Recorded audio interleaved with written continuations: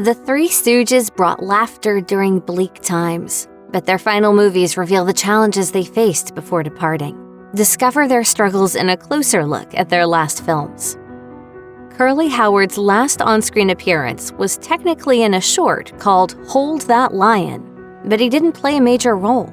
He played a cameo as a sleeping passenger on a train. By that time, health issues had forced his retirement from the Stooges. His last sizable role was in 1947's Half-Wits Holiday, but his poor health made things difficult.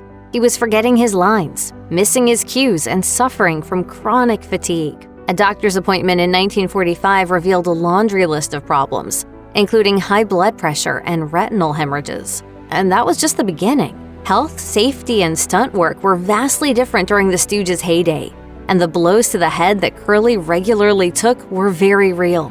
They'd caused his brain hemorrhages, leaving Curly in a bad way. Delighted. Devastated.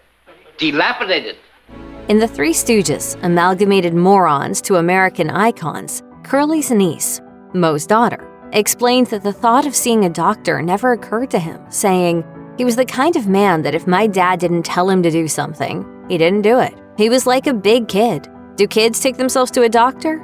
But I know my dad loved him and treated him the way a dad would a son." The legendary but notorious Harry Cohn was the Three Stooges producer who's best summed up by a quote attributed to Red Skelton. According to the tale, there was a massive turnout at Cohn's funeral, which led Skelton to observe, "It only proves what they always say.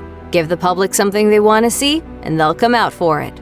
Curly Howard's first stroke came not long after his high-profile and incredibly nasty divorce.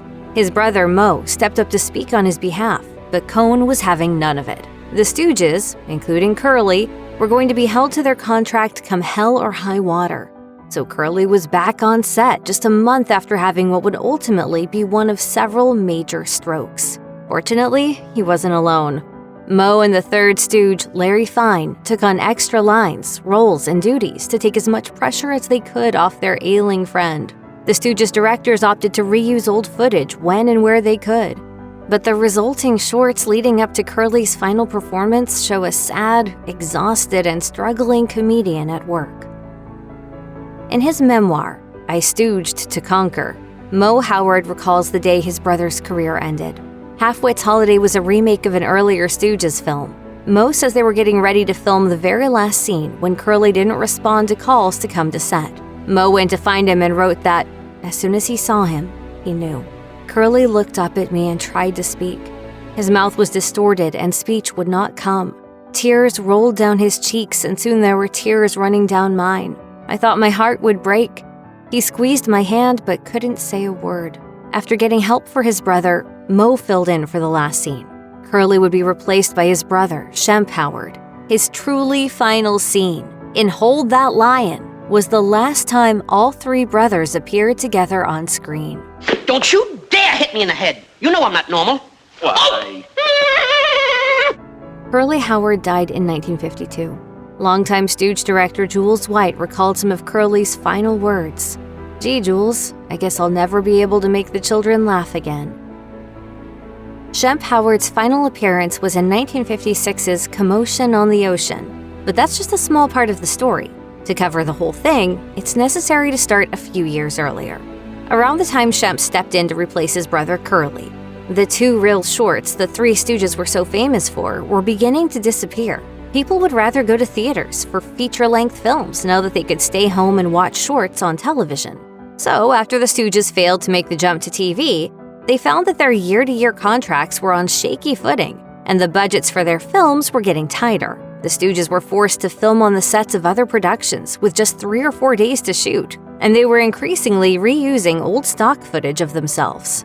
Say, what's a good word for scrutiny? Scrutiny. Thanks.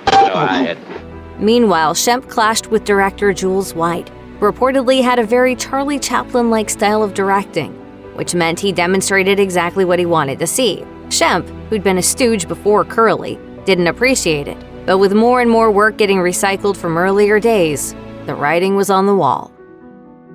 It was 1955, and Shemp had spent the day at the racetrack, followed by a boxing match. There goes Shemp with the right uppercut. There goes Shemp with the haymaker. There goes Shemp.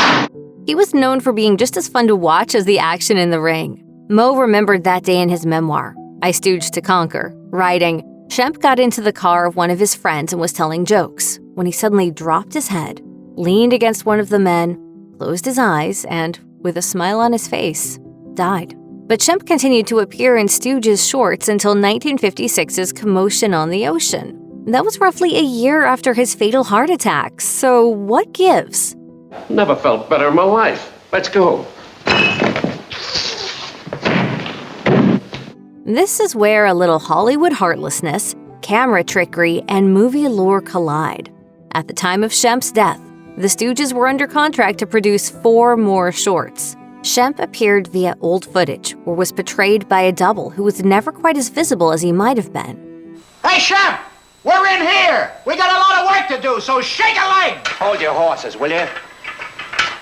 It wasn't until much later that Sam Raimi coined the term fake Shemp to refer to the not at all uncommon practice of carefully shooting scenes to hide the fact that an actor was replaced by a double. In fact, when the money ran out on Raimi's cult classic The Evil Dead, it was fake Shemps to the rescue.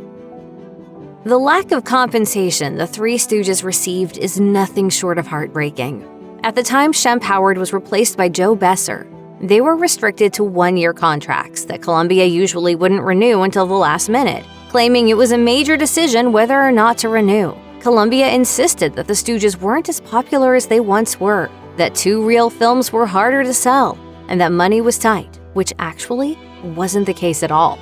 Those last years were shockingly dismal. Even though the Stooges were with Columbia for 24 years, and the studio made millions off of their work, their salaries remained stagnant.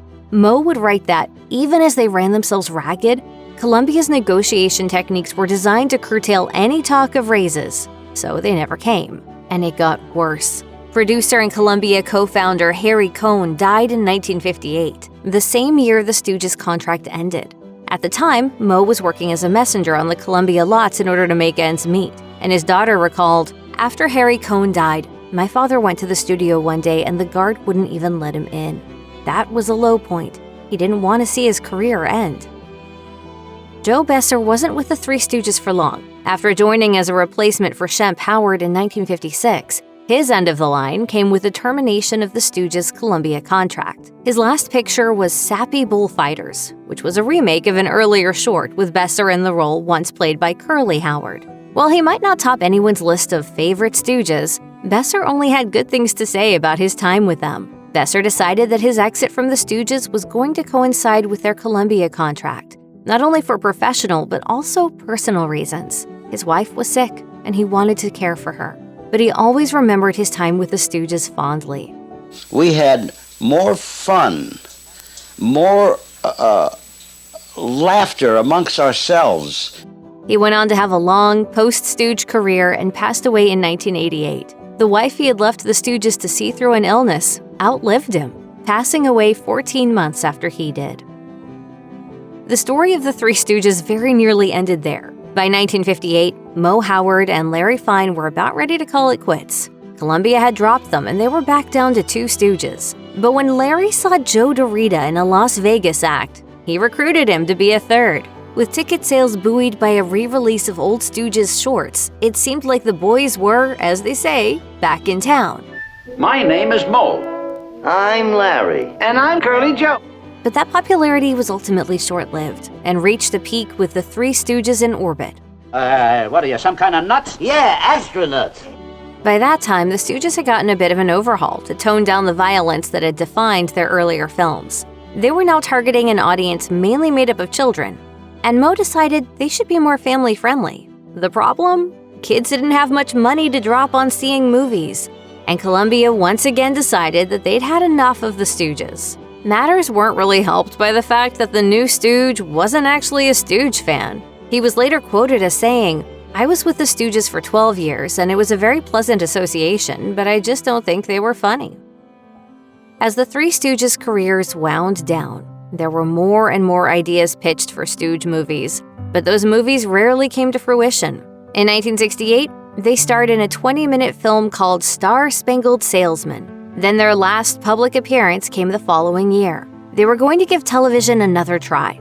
when tragedy struck yet again. The idea was a made-for-television movie called Kook's Tour, which would see the aging Stooges travel and see all the sights they hadn't been able to see when they were performing. Mo Howard wrote in his memoir, "It was a fresh and thrilling experience, shooting a film out in the fresh air and beautiful virgin countryside, rather than the stuffy, confined stages to which we had become accustomed." With a Labrador retriever named Moose in tow, they were nearly done shooting when Larry Fine suffered a massive stroke. Mo wrote that he visited Larry in the hospital to find him entertaining other patients and said, "After Larry's stroke, I knew the Three Stooges had come to an end as an act." Mo continued to visit him in the hospital, recalling how Larry would tell jokes, even though he slowly became impossible to understand, remembering, "I would yak loudly to cover the tears welling in my eyes." In 1975, Larry slipped into a coma and did not wake up. Eventually, Mo Howard was the last remaining original Stooge. The Three Stooges scrapbook suggests that was a heavy weight to bear, saying that he had trouble watching any of the old stuff. He explained, "How strange it is that people can laugh at comedians who are dead and never give it a second thought. At the same time, it's good to think that Shemp and my kid brother Curly are still remembered." After Larry Fine's stroke, Mo tried to keep going.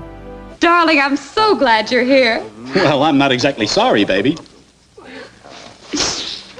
There were plans for a movie in the Philippines, but it quickly became apparent that Stooge replacement Emil Sitka wasn't going to work. Old footage of the crew continued to be re-released, and just after Larry's death, Mo, Curly Joe, and Sitka were slated to start filming what would be a new Stooges comedy. It would never be finished. Although no one would know it until later, Mo was already sick during production meetings. The beginning of filming was postponed to give him a chance to recover his strength, but he didn't. Mo Howard, the last original Stooge, lived to the ripe old age of 77. Amalgamated Association of Morons, Local 6 and 7/8. He died on May 4th, 1975, just 24 days before he, his brothers, and longtime friend Larry Fine were inducted into the Motion Picture Hall of Fame. This time, there would be no more movies.